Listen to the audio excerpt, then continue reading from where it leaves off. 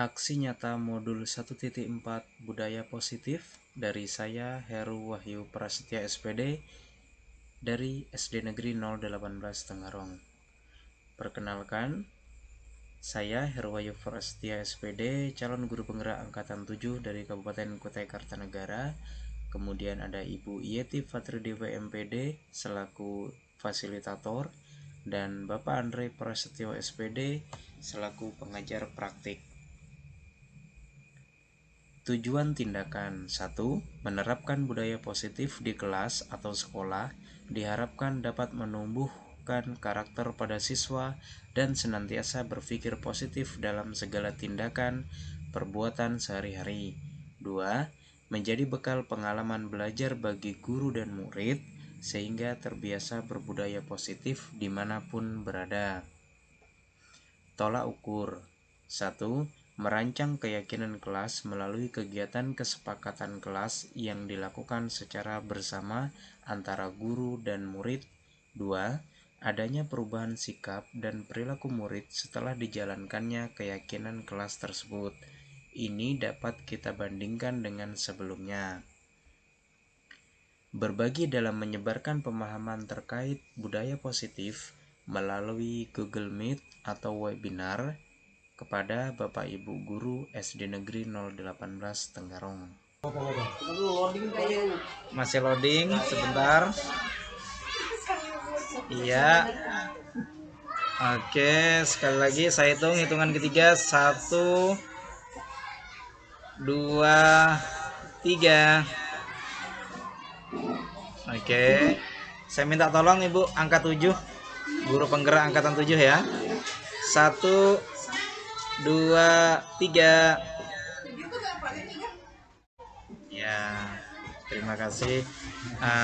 Ya, bismillahirrahmanirrahim.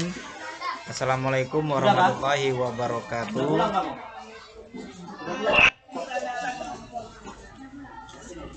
Sekali lagi kepada yang terhormat Ibu Kepala Sekolah SD Negeri 018 Tenggarong yang pada pagi hari ini bersedia bergabung di Google Meet atau acara webinar kita.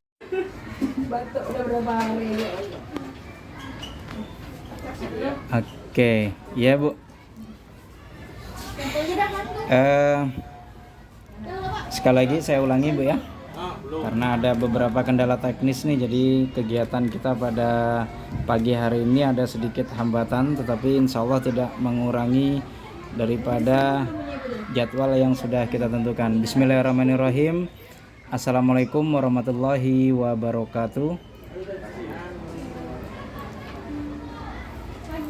Yang saya hormati Ibu Kepala Sekolah SD Negeri 018 Tenggarong yang dalam pagi hari ini diikuti oleh Ibu Kepala Sekolah SD Negeri 018 Tenggarong, kemudian Bapak Ibu Guru SD Negeri 018 Tenggarong yang sama-sama bisa mengikuti kegiatan pada pagi hari ini, yaitu webinar menerapkan budaya positif di sekolah. Izin untuk share screen.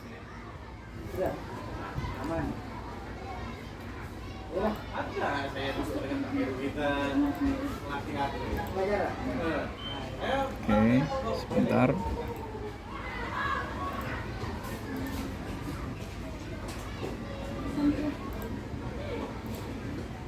Ya, sudah terlihat Bapak Ibu ya di layarnya. Positif itu ada beberapa hal yang dapat kita terapkan di sekolah kita. Salah satunya sebelum kita memasuki di budaya positif itu, yaitu pertama tujuan pendidikan. Bapak Ibu sekalian yang sama-sama saya hormati pada pagi hari ini, tujuan pendidikan menurut Bapak Ki Hajar Dewantara adalah menuntun segala kodrat yang ada pada anak-anak agar mereka dapat mencapai keselamatan dan kebahagiaan yang setinggi-tingginya, baik sebagai manusia maupun sebagai anggota masyarakat. Pendidik diibaratkan sebagai petani yang dapat menuntun tumbuh atau hidupnya bibit unggul yang ditanam dengan cara memberi pupuk, membersihkan rumput pengganggu yang dapat mengganggu tumbuhnya benih tersebut. Pendidik menuntun kekuatan kodrat yang ada pada anak agar dapat diperbaiki perilakunya sehingga dapat hidup dan tumbuh segala kekuatan kodrat yang dimiliki oleh anak tersebut. Jadi kita garis bawahi bibit tadi yaitu posisi anak. Anak itu siswa kita yang ada di sekolah. Terus kemudian apa yang harus kita lakukan saat ini sebagai pendidik, yaitu salah satunya kita mulai dari diri kita sendiri. Seperti kita ketahui bahwa Ki Hajar Dewantara menyatakan, kita ambil sebuah contoh perbandingkan dengan hidup tumbuhnya seorang petani yang tadi sudah saya sampaikan sebelumnya, yaitu tugas petani itu memberi pupuk dan air, membasmi ulat-ulat atau jamur-jamur yang mengganggu hidup tanaman padi dan lain sebagainya. Dari uraian tersebut, kita dapat memahami bahwa sekolah diibaratkan sebagai tanah tempat bercocok tanam, sehingga guru harus mengusahakan sekolah jadi lingkungan yang menyenangkan, menjaga dan melindungi murid dari hal-hal yang tidak baik. Dengan demikian, karakter murid tumbuh dengan baik. Sebagai contoh nih, murid yang tadinya malas menjadi semangat, bukan kebalikannya. Murid yang akan mampu menerima dan menyerap suatu pembelajaran bila lingkungan di sekelilingnya terasa aman dan nyaman. Selama seseorang merasakan tekanan dari lingkungannya, maka proses pembelajaran akan sulit terjadi. Dengan demikian, salah satu tanggung jawab seorang guru adalah sebagaimana menciptakan suatu lingkungan positif yang terdiri dari warga sekolah yang saling mendukung, saling belajar, saling bekerja,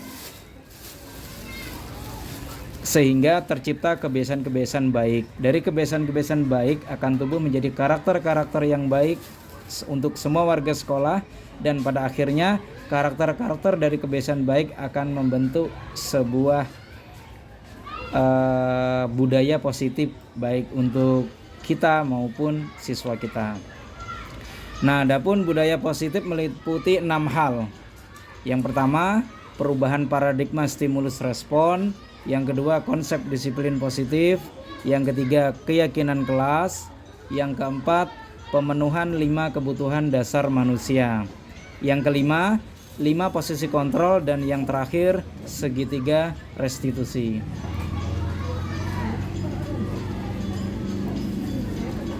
Yang pertama, perubahan paradigma stimulus respon. Bapak Ibu yang saya hormati, yang sama-sama berbahagia pada pagi hari ini. Pertama, perubahan paradigma stimulus respon. Untuk membangun budaya yang positif, sekolah perlu menyediakan lingkungan yang aman dan nyaman agar murid-murid mampu berpikir, bertindak, dan mencipta dengan merdeka, mandiri, dan bertanggung jawab. Salah satu strategi yang perlu ditinjau ulang adalah bentuk disiplin yang dijalankan selama ini di sekolah, disiplin yang seperti apa dan sebagaimana, dan lain sebagainya.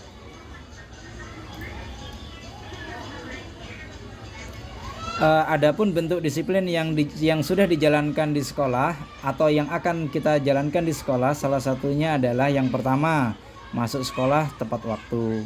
Yang kedua, memakai seragam sesuai ketentuan. Yang ketiga, mentaati peraturan sekolah, mengerjakan dan mengumpulkan tepat waktu, datang ke sekolah tepat waktu, belajar dengan tekun, mengikuti upacara dengan khidmat, dan menghormati guru dan seluruh warga sekolah. Kemudian yang kedua, konsep disiplin positif. Konsep disiplin positif merupakan topik pembahasan tentang disiplin, belajar tentang konsep disiplin positif yang merupakan unsur utama dalam terwujudnya budaya positif yang kita cita-citakan di sekolah. Mereka berpendapat bahwa kalau saja anak-anak bisa disiplin, pasti mereka akan bisa belajar. Para guru juga bisa berpendapat bahwa mendisiplinkan anak-anak adalah bagian yang paling menantang dari pekerjaan mereka. Ketika mendengar kata disiplin, kebanyakan orang akan menghubungkan kata disiplin dengan tata tertib, teratur, dan kepatuhan pada peraturan.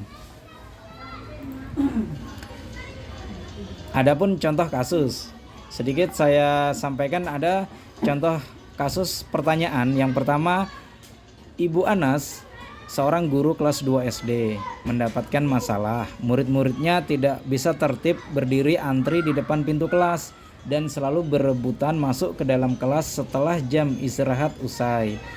Ini tentunya sangat mengganggu proses pembelajaran di mana kelas tidak dapat mulai tepat waktu karena Ibu Anas menenangkan murid-muridnya untuk waktu yang cukup lama. Akhirnya Ibu Anas berpikir cepat dan mengandalkan stiker bintang. Setiap murid-muridnya yang akan masuk kelas usai jam istirahat, Bu Anas akan mengiming-imingi muridnya dengan stiker bintang. Siapa yang dapat berdiri lurus dan berbaris rapi antri di depan pintu dapat bintang dari Ibu Anas. Sebagian besar murid-muridnya menyambut tantangan tersebut dan langsung berdiri rapi di depan pintu agar mendapatkan stiker bintang tersebut. Hal ini terus dilakukan Ibu Anas selama beberapa minggu karena cukup berhasil membuat murid-muridnya berdiri rapi antri di depan pintu sampai pada suatu saat Ibu Anas sakit dan terpaksa digantikan oleh Pak Heru.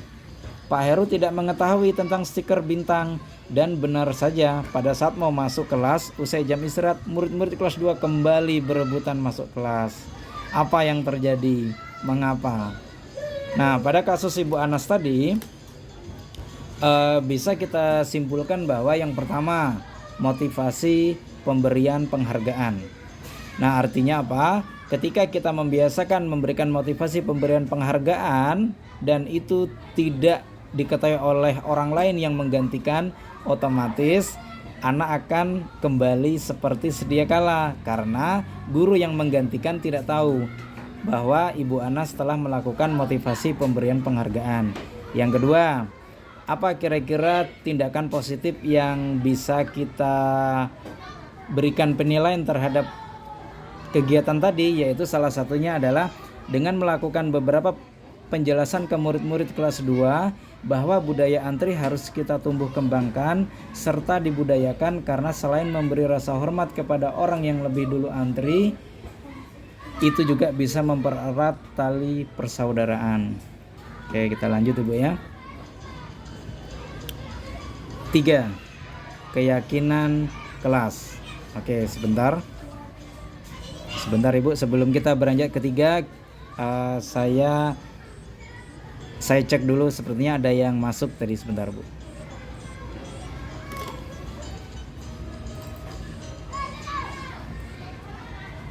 Oke. Iya. Ya, ada yang baru masuk, sebentar Ibu. Oke, izin share screen lagi sekali lagi Bu ya.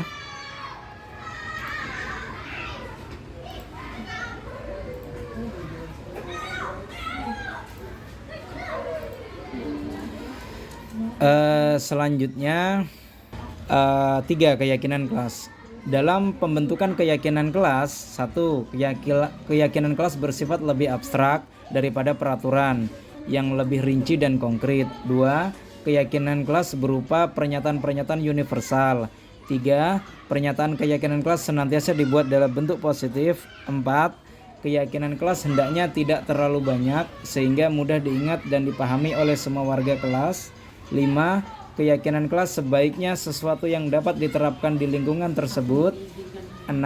Semua warga kelas hendaknya ikut berkontribusi dalam pembuatan keyakinan kelas lewat kegiatan curah pendapat. 7.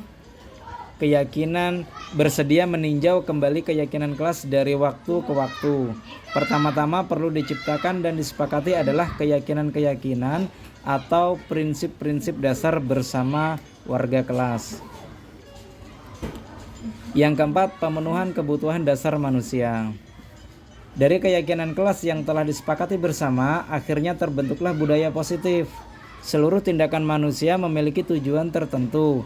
Semua yang kita lakukan adalah usaha terbaik kita untuk mendapatkan apa yang kita inginkan.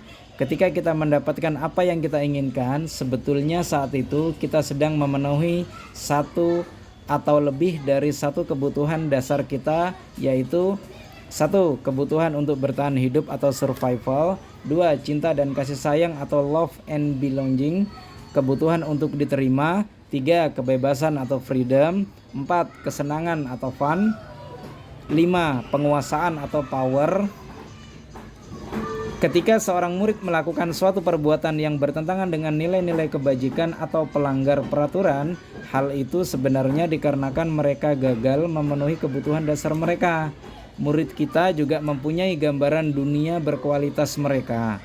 Tentunya sebagai guru, kita ingin mereka memasukkan hal-hal yang bermakna dan nilai-nilai kebajikan yang hakiki ke dalam dunia berkualitas mereka.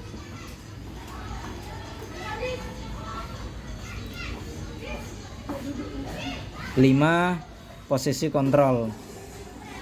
Bapak Ibu yang sama-sama berbahagia, pada kelima ini, 5 posisi kontrol menurut Dr. William Glasser berkesimpulan ada 5 posisi kontrol yang diterapkan seorang guru, orang tua, ataupun atasan dalam melakukan kontrol. Kelima posisi kontrol tersebut adalah: 1. Sebagai penghukum. 2. Pembuat orang merasa bersalah. 3. Sebagai teman. 4. Sebagai pemonitor atau pemantau. 5. Sebagai manajer. Adapun kelima posisi kontrol ini sering dilakukan oleh orang-orang di sekitar kita, baik itu kita sebagai guru maupun atasan maupun siswa-siswa kita. Dan yang keenam adalah segitiga restitusi. Jadi proses segitiga restitusi ini yaitu yang pertama, kita harus memvalidasi tindakan yang salah. Terus yang kedua, menstabilkan identitas. Terbalik, yang maksud saya gini, yang pertama menstabilkan identitas, yang kedua melakukan validasi tindakan yang salah, dan yang terakhir menanyakan keyakinan. Saya ada salah satu kasus yang terjadi di salah satu kelas saya. Contoh kasus yang telah terjadi di kelas saya, dan saya melakukan perbaikan menggunakan segitiga restitusi. Mohon izin saya tampilkan sebentar videonya.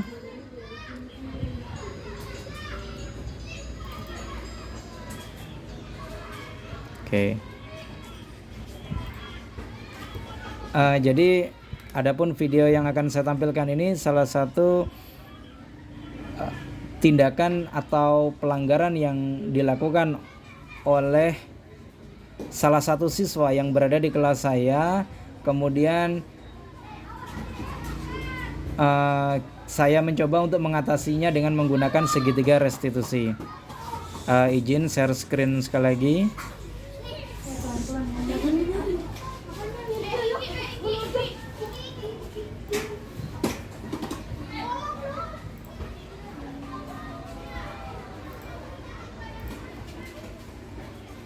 Oke. Mudah-mudahan kedengaran suaranya ya Bapak Ibu nih Bu ya. Sebentar. Nah, ini saya coba Oke. Nah, sebentar saya pause. Bapak Ibu yang sama-sama berbahagia pada pagi hari ini, ada salah satu skenario. Skenario ini artinya sebuah kasus yang kasusnya itu memang dalam arti kita buat skenario, yaitu kasusnya ini sebenarnya tidak terjadi secara real, secara nyata, tetapi kasusnya ini kita buat seril mungkin, yaitu salah satunya ada salah satu siswa 6 brilian yang beberapa kali datang terlambat ke sekolah. Kemudian pada saat itu siswa tersebut dengan nada sopan serta mengetuk pintu kelas dan meminta maaf kepada saya bahwa pada hari itu datang terlambat, dan saya pun sebagai guru segera mempersilahkan duduk agar tidak mengganggu konsentrasi siswa yang lain. Tindakan ini tidak bisa dibiarkan berlarut-larut karena terlambat masuk itu juga tidak sesuai dengan komitmen kelas 6 brilian. Oleh karena itu, di waktu yang berbeda, saya sebagai guru kelas 6 brilian memanggil siswa tersebut dan mencoba memecahkan masalah peserta didik saya tadi dengan menggunakan segitiga restitusi. Oke, saya tampilkan video lengkapnya.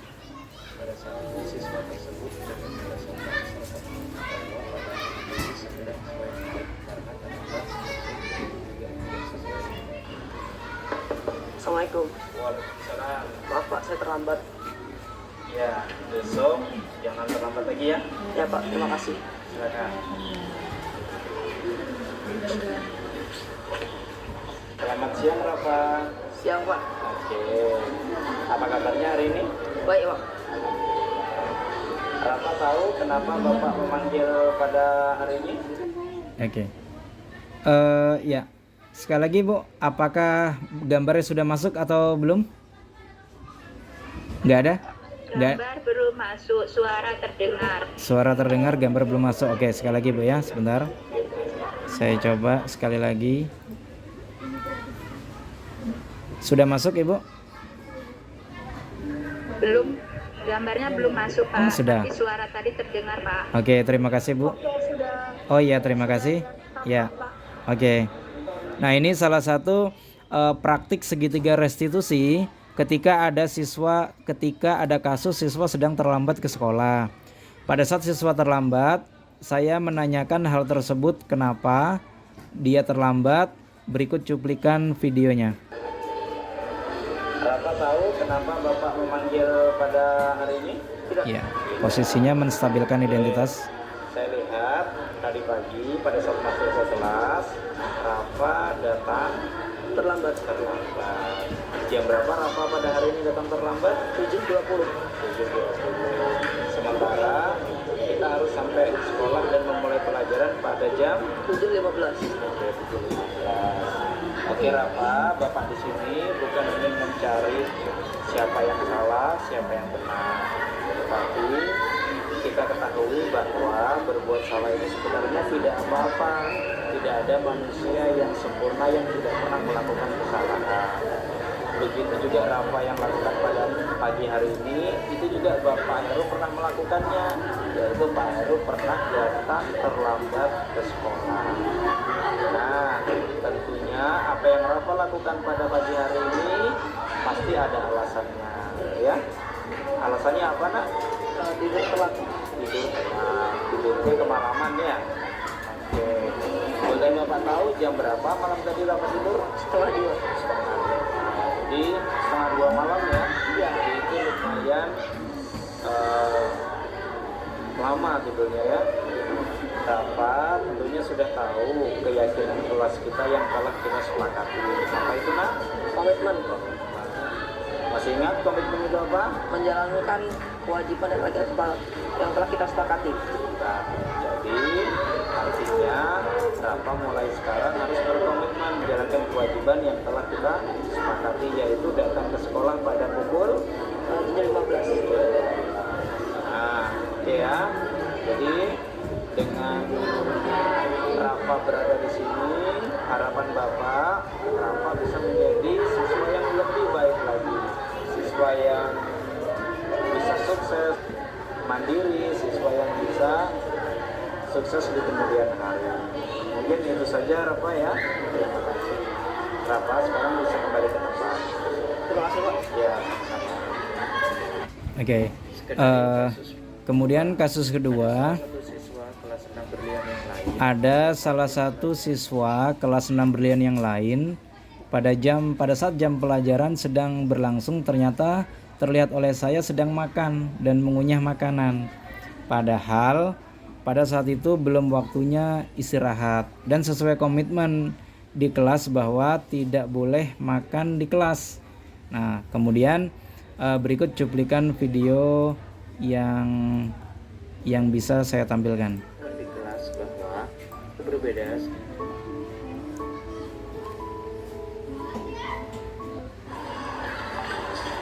Gimana anak-anak, sudah selesai? Tila, Ya Pak. Tila lagi makan ya? Maaf Pak, iya. lain kali tidak boleh makan di kelas ya, makannya itu harus di luar dan pada saat jam istirahat. Baik, Pak. Selamat siang Tila. Siang, Pak. Apa kabarnya pada hari ini? Alhamdulillah baik. Bapak ingin bertanya, tahu kenapa Pak Heru manggil Tila ke sini? Tahu, Kenapa? tadi makan di kelas pas jam pelajaran. Oke, makan di kelas pada jam pelajaran. Pasti Tila tahu apakah makan di kelas itu baik? Tidak. Tidak. Jadi sebenarnya berbuat salah itu tidak apa-apa. Tidak ada manusia yang sempurna, tidak ada manusia yang tidak pernah melakukan kesalahan. Saya juga pernah melakukan kesalahan itu. Kemudian kita juga bisa menyelesaikan permasalahan ini. Bapak di sini tidak mencari siapa yang salah, siapa yang benar, tapi Bapak ingin mencari solusi. Oke, pastinya Tila mempunyai alasan kenapa makan di kelas. Iya punya. Oke, apa itu alasannya kalau boleh Bapak tahu? Tadi pagi nggak sempat sarapan, jadi di kelas kelaparan gitu. Oke, nggak sempat sarapan, jadi di kelas rasa lapar, akhirnya makan. Iya. Oke, kenapa alasannya tidak sempat sarapan? Nak? Tadi pagi itu kebetulan nggak ada bahan untuk dimasak, terus juga ibu juga lagi sibuk. Oke, jadi karena alasan itulah si Tila tidak sempat sarapan sehingga makan di kelas. Tila masih ingat dengan keyakinan kelas yang telah kita sepakati? Sih, Apa itu nak?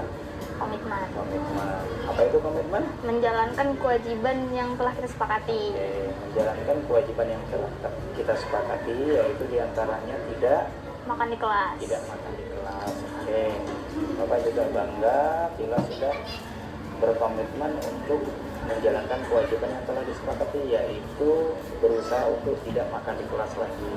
Jadi kira-kira Tila untuk selanjutnya kenapa nak? Makannya gimana? Apakah masih makan di kelas atau tidak? Enggak, nanti akan makan di kantin aja. Di kantin, makan sesuai pada Jam. jam dan Tempat. tempatnya. Oke, saya yakin dengan Tila melakukan hal seperti itu, maka Tila akan menjadi siswa yang baik, siswa yang rajin, siswa yang berkomitmen, yaitu menjalankan kewajiban yang telah Disepakati. Oke, kira-kira kapan Tila akan berkomitmen untuk melakukan itu? Hari ini atau besok? Hari ini. Hari ini, bagus. Jadi mulai hari ini Tila siap ya untuk melakukan itu? Siap. Terima kasih, Pak. Sama. Assalamualaikum warahmatullahi wabarakatuh. Nama saya Rafarik Pramana dari kelas 6 Berlian. Setelah saya diberikan solusi dari Pak Heru tentang segitiga restitusi, saya akan berusaha lebih baik lagi dan berkomitmen untuk datang lagi tepat waktu. Assalamualaikum warahmatullahi wabarakatuh. Perkenalkan, nama saya Marda Tila dari kelas 6 Berlian. Jadi setelah saya bertemu Pak Heru dan mendapatkan solusi segitiga restitusi, saya akan berusaha menjadi siswa yang lebih baik lagi. Terima kasih. Ya. Ya, terima kasih Bapak Ibu sekalian yang sama-sama berbahagia pada pagi hari ini. Ya, adapun materi yang sudah saya sampaikan tadi, salah satunya adalah penanganan siswa ketika melakukan sebuah kesalahan dengan segitiga restitusi. Jadi intinya ketika kita mendapati siswa yang sedang terkena sebuah, ataupun kita mendapati seorang siswa yang sedang melakukan kesalahan, kita sebaiknya mencari tahu dulu kenapa, pasti dia mempunyai alasan, terus kemudian kenapa dia melakukan itu, dan selanjutnya kita beri masukan dia untuk menjadi orang atau siswa yang lebih baik lagi. Bapak Ibu yang sama-sama dirahmati oleh Allah Subhanahu wa taala, yang sama-sama berbahagia pada hari ini, sedikit materi yang ingin saya jelaskan lagi sebelum kita selesai, yaitu dari video tadi, dari video yang sudah saya yang saya sampaikan tadi, mungkin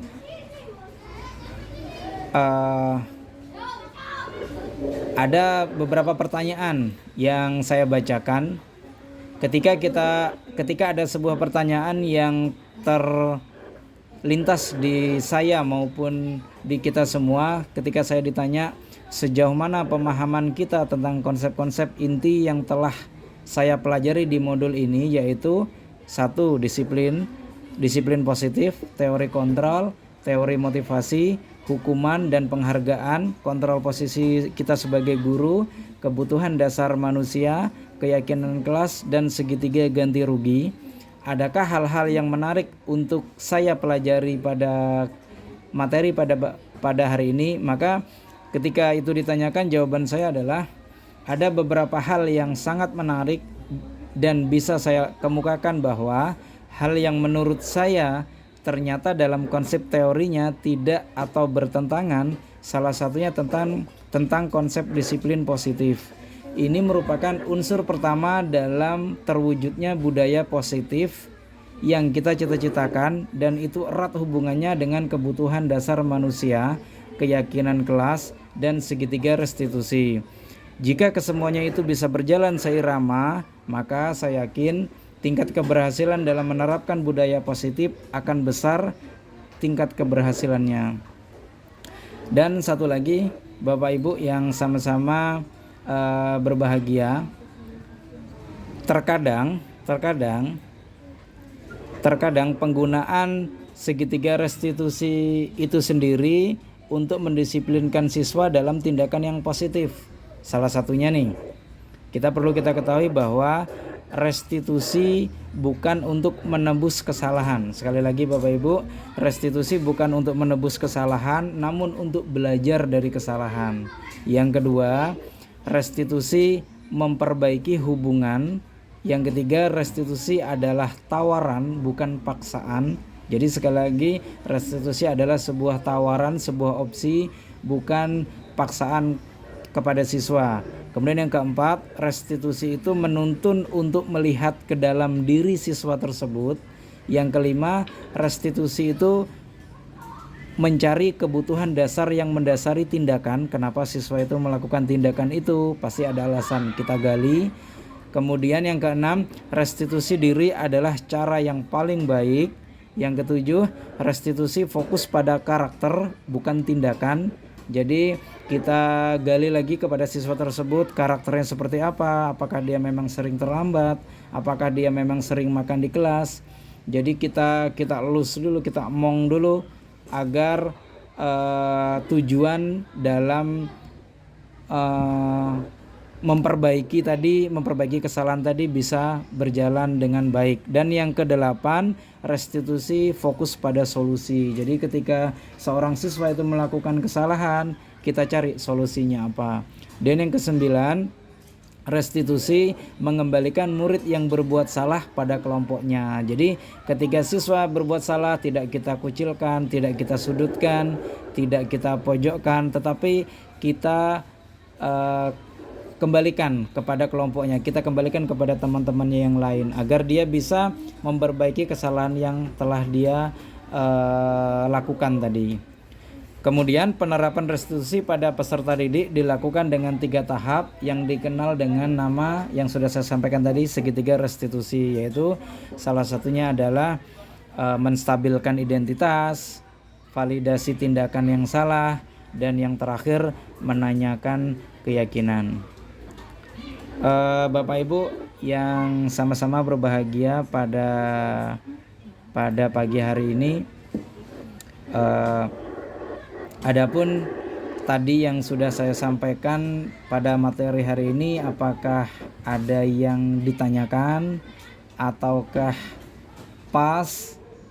Jika memang tidak ada yang ditanyakan atau pas, maka kita akan mengakhiri. Atau ada tanggapan atau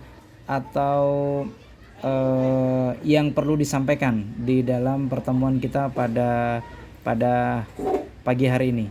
Silakan Bapak Ibu, apakah ada tanggapan? Ya Bapak Ibu yang sama-sama berbahagia pada pagi hari ini. Apakah ada tanggapan atau pertanyaan dari pemaparan saya barusan tadi? Oh ya, ada Ibu Atin. Silakan Ibu Atin. Apakah ada pertanyaan yang oke, silakan. Apakah suara saya terdengar, Pak Heru? Oh ya, cukup terdengar jelas Ibu, silakan. Oke, sebelumnya saya ucapkan terima kasih kepada Pak Heru yang sudah memberikan kesempatan dan juga sudah memaparkan mengenai pengetahuan yang baru lah untuk saya, terutama mengenai mengenai restitusi dan juga dalam umumnya disiplin positif. Nah, melalui penyampaian tadi, pemaparan tadi, saya merasa untuk restitusi ini baik untuk diterapkan di kegiatan kita sehari-hari, karena menurut saya ketika kita ada maksudnya siswa melakukan sesuatu yang kurang pas seperti itu, dengan adanya restitusi ini kita tanya dulu, kita pelan-pelan seperti itu, sehingga anak tidak mentalnya tidak terlalu down seperti itu. Walaupun dia salah, tetapi dia tidak takut, tidak ada muncul ketakutan seperti itu, karena dari dirinya sendiri sudah menyadari itu salah dan dia mau dengan ikhlas memperbaiki seperti itu, walaupun memang mungkin agak butuh waktu yang lama seperti itu. Nah, yang saya ingin tanyakan juga mengenai yang tadi segitiga restitusi, ada langkah yang pertama yaitu menstabilkan identitas. Iya, betul, menstabilkan identitas. Menstabilkan identitas ini apakah menstabilkan identitas bahwa kita harus melabeli dia ini sebagai pelaku kesalahan atau yang seperti apa? Karena kan tadi sebenarnya tujuan dari restitusi itu kan supaya nggak ada, salah satunya kan supaya nggak ada itu tadi bekas merasa ketakutan dan seperti itu. Nah, apakah kalau misalkan menstabilkan itu maksudnya ya seperti apa? Iya. Itu pertanyaan saya, Pak Heru. Iya. Terima kasih untuk kesempatannya. Iya, terima kasih Bu Atin atas pertanyaannya. Saya tampung sekali lagi, ada Bu Selvi. Silakan Bu Selvi. Ya, terima kasih Pak Heru sudah mengizinkan saya untuk bertanya. Terima kasih juga sudah memberikan materi yang luar biasa ya dengan judul budaya positif. Alhamdulillah saya menemukan hal baru di sini. Tadi dipaparkan Bapak ada 6 budaya positif ya Pak ya. Nah, yang ingin saya katakan, saya tertarik dengan nomor 3 Pak, masalah keyakinan kelas. Mungkin boleh minta tolong contoh konkret dalam menjalankan keyakinan kelas itu Pak. Itu aja mungkin Pak, terima kasih dan Assalamualaikum warahmatullahi wabarakatuh. Waalaikumsalam warahmatullahi wabarakatuh. Ya, terima kasih. Ada di sesi pertama ini ada 2 penanya. Yang pertama dari Ibu Atin, perwakilan dari kelas 5 Intan, menanyakan tentang sebenarnya penggunaan, kata beliau, penggunaan segitiga restitusi ini sangat baik sekali. Selain untuk tidak mengedownkan mental anak itu sendiri, yang kedua juga yang beliau tanyakan yang lebih spesifik, apa sih sebenarnya menstabilkan identitas itu sendiri gitu. Jadi Bapak Ibu, segitiga restitusi itu kan bentuknya itu segitiga ya Bu ya, bentuknya itu segitiga, dan juga yang pertama komponennya itu menstabilkan identitas, yang kedua memvalidasi tindakan yang salah, dan yang ketiga adalah menanyakan keyakinan. Nah, yang ditanyakan oleh Ibu Atin tadi itu menstabilkan identitas yang seperti apa gitu. Tadi sempat saya kemukakan sebuah kasus seorang anak sedang terlambat di dalam kelas. Ketika masuk ke kelas, anak tersebut datang ke sekolah terlambat lebih dari 3 kali. Artinya kita sebagai guru harus melakukan upaya pendekatan, yaitu melakukan mengatasi permasalahan tersebut dengan cara segitiga restitusi. Kita panggil siswa saya tadi, kita tanyakan, kita wawancarai, kita tanyakan. Nah, pada saat kita tanya, kita tidak semerta-merta untuk menyalahkan anak tersebut dengan cara menyudutkan dia. Misalnya nih, saya ambil nama tersebut, kita ambil namanya R. Kita sebagai guru pada saat itu tidak semerta-merta menyudutkan dia, menyalahkan dia, kemudian membuat dia merasa ngedown, akhirnya dia belajar pun seandainya kita menyalahkan secara terus-menerus kepada si R tersebut, maka otomatis belajarnya tidak akan maksimal. Nah, oleh karena itu kita posisi kontrol kita sebagai guru pada saat itu yaitu menstabilkan identitas. Kita tanya baik-baik, Rafa atau R, kenapa terlambat pada hari ini? Nah, kita coba redam baik itu dari segi emosinya, dari segi perilakunya, kita coba redam. Kenapa dia bisa datang terlambat?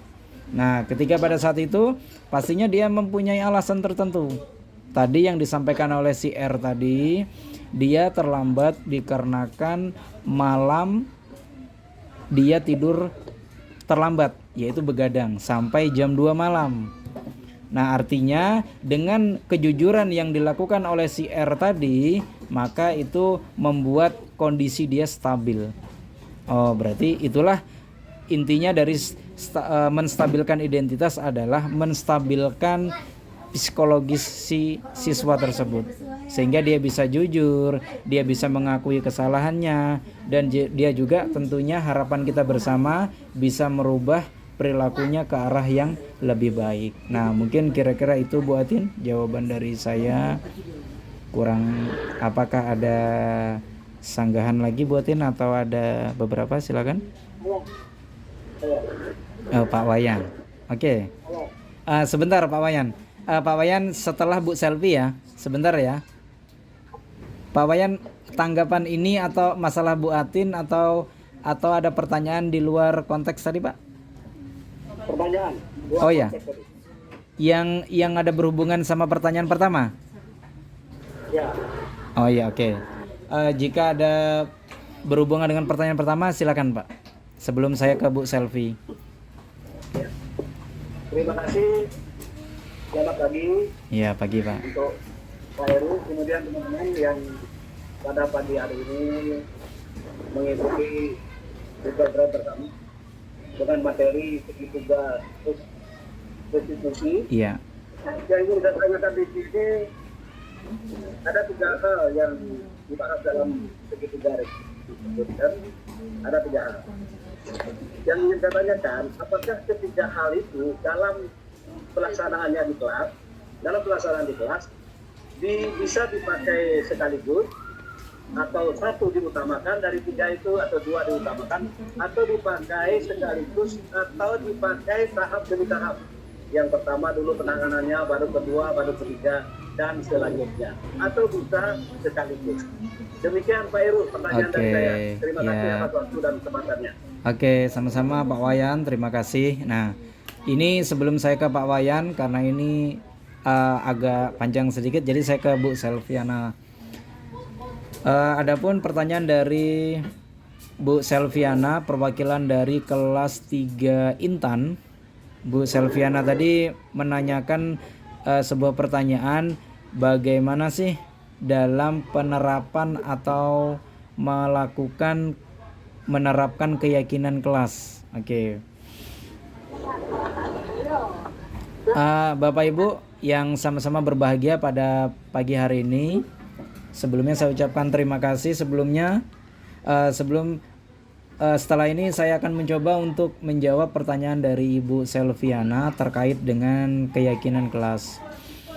Bapak Ibu yang sama-sama berbahagia, kita ketahui bahwa keyakinan kelas itu dibentuk dan disepakati oleh kita sebagai guru dan juga siswa. Artinya dalam pembuatan keyakinan kelas tersebut, keyakinan kelas itu sama dengan kesepakatan kelas, tapi dia lingkupnya di kelas. Keyakinan kelas atau kesepakatan kelas kita bentuk berdasarkan kondisi maupun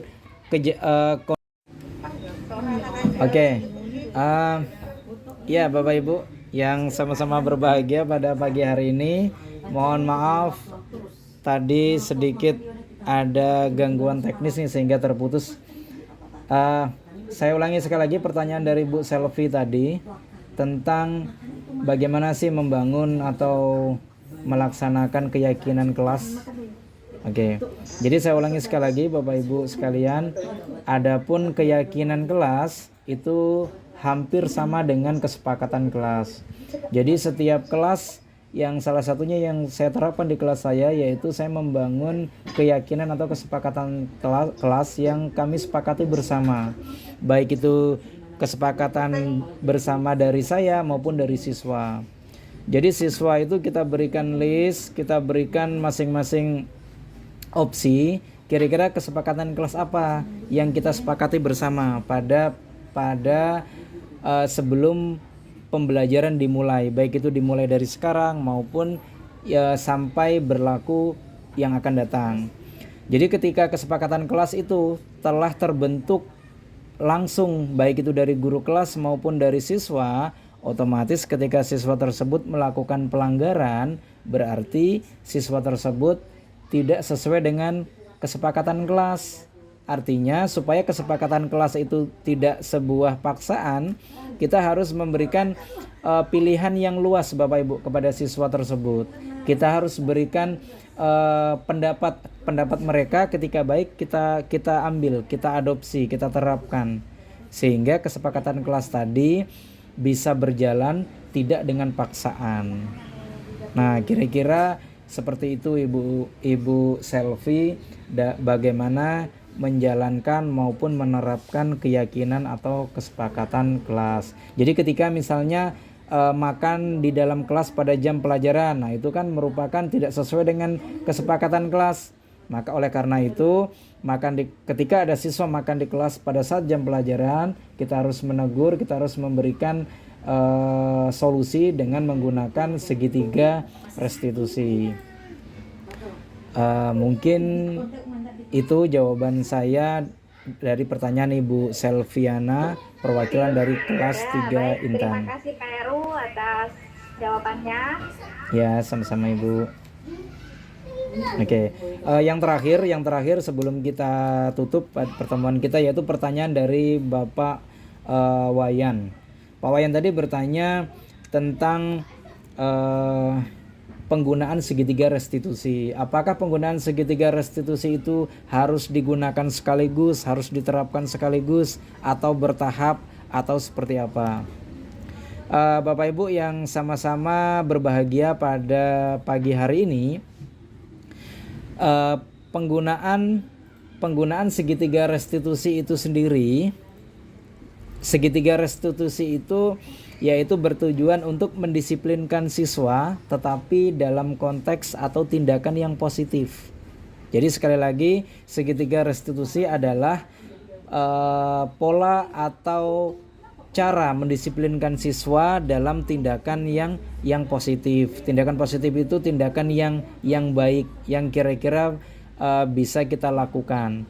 Yaitu apakah itu harus sekaligus? Iya, jawabannya adalah iya.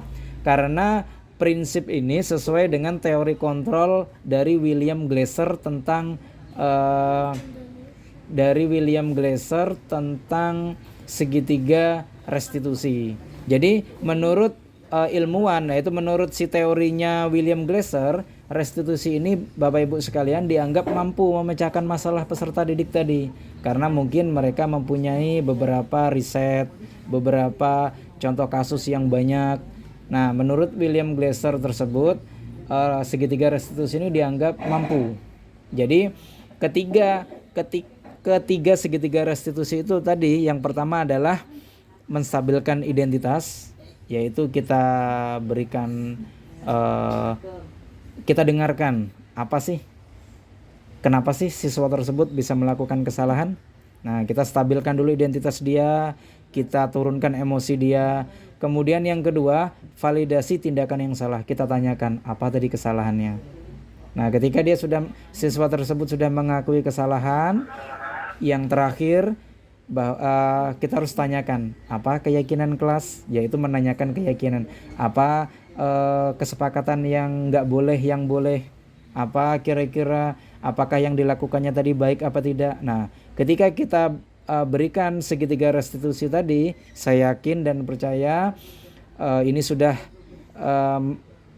sumber teori ini sudah disampaikan oleh William Glasser tadi, ini dianggap mampu memecahkan masalah yang terjadi pada anak-anak yang sedang bermasalah tadi.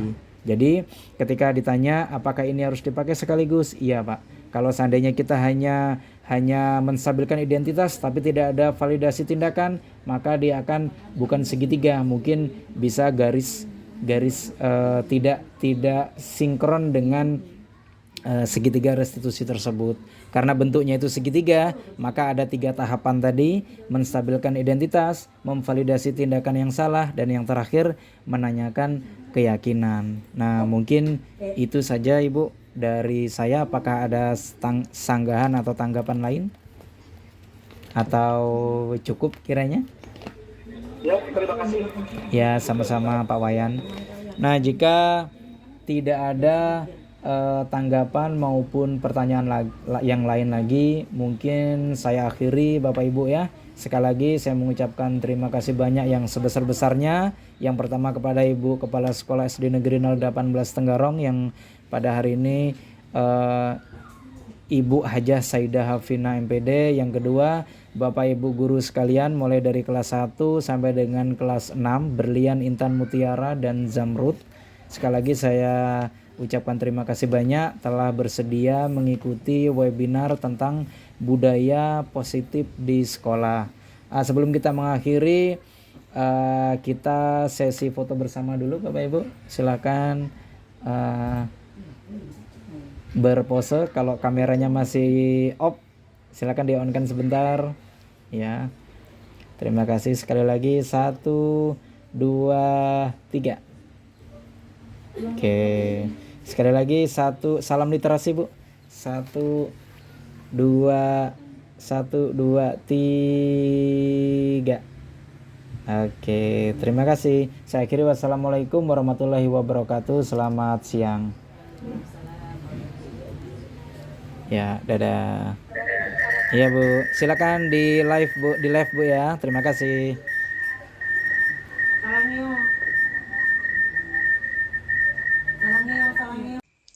Demikian, terima kasih sudah mendengarkan.